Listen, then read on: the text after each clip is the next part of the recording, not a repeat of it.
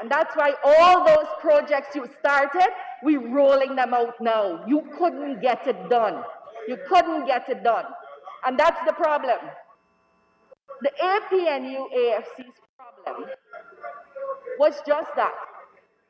They're fancy talkers, sexy talk, sensational talk. Everything sounds right. That's how they rode into office. Their problem is they cannot deliver. They could not deliver. And so the Spotlight Project, you started it, you couldn't deliver it. That was Minister of Education Priya Manickchand during her contribution to the ongoing budget debate. The minister said the coalition erred when it let go of several senior education officials, including Olato Sam, Marcel Hudson, and Melsina Bovell. Now, with the return of these persons, Manickchand said the PPPC is rolling out projects that the APNU-AFC simply couldn't get done. A contentious issue was the Pro-Future Guyana project, which is a digital learning platform agreement with the Organization of American States. As such, APNU-AFC Member of Parliament and former Minister of Education Nicolette Henry claimed that she traveled to Washington while she was the Education Minister and initiated discussions, something she said the coalition should be recognized for.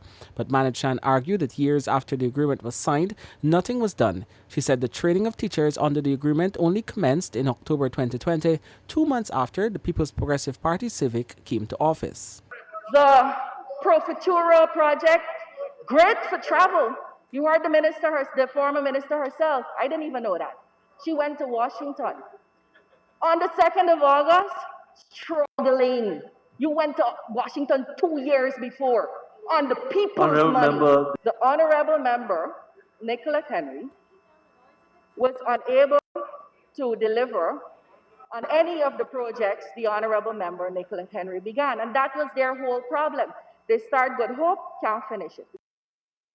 They started Parkway Harmony, can't finish it. We got to come and finish it. They started Spotlight, can't finish it. We got to come and finish it. In addition, Manickchand said she is in possession of letters that Carcera and the Commonwealth wrote to Henry while she was a minister, begging her to start the program here.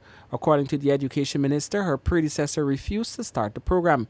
She said the PPPC started the program and now Guyana ranks #1 in the world for members enrolled and graduating from Carcera.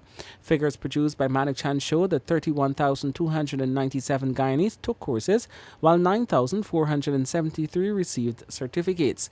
Another contentious issue was the construction of a new secondary school at Prospect East Bank, Demerara. Henry claimed that it was a product of the coalition's successful interaction with the World Bank, something Manickchand said was simply delusional. Let me bring to your attention that the new school to be built at Prospect with World Bank funding is a coalition project. In this particular instance, my colleague and former Minister of Finance, Mr. Winston Jordan, got the World Bank to agree to use additional IDA resources for flood relief to consider another secondary school for Guyana. This Prospect School is a product of the coalition's successful interaction with the World Bank. Yet we have some people who should be honorable walking around the place spreading untruths, saying this is a PPP project and a manifesto promise. And this has been the case in several instances, Mr. Speaker.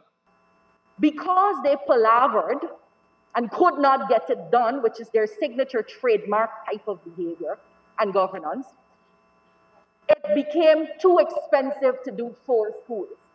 So 3 were done with an agreement with the World Bank that we would do a 4th. This is the 4th, the Prospect School. This is the 4th. I raise with you, sir, that none of the schools that began, imagine we draw the school, we left the money, all they had to do was do it. None of them are finished. Manickchand said the PPPC also intends to restart the Because We Care cash grant for students, which has so far been increased and will be increased over the next 5 years to $50,000. In addition, she said the One Teacher Per Laptop project will also restart since it was abolished by the coalition, although money was sitting in a bank account to purchase the laptops and roll out the project. Manickchand also slammed the opposition for failing to put in place a plan for teaching and keeping students engaged during the pandemic.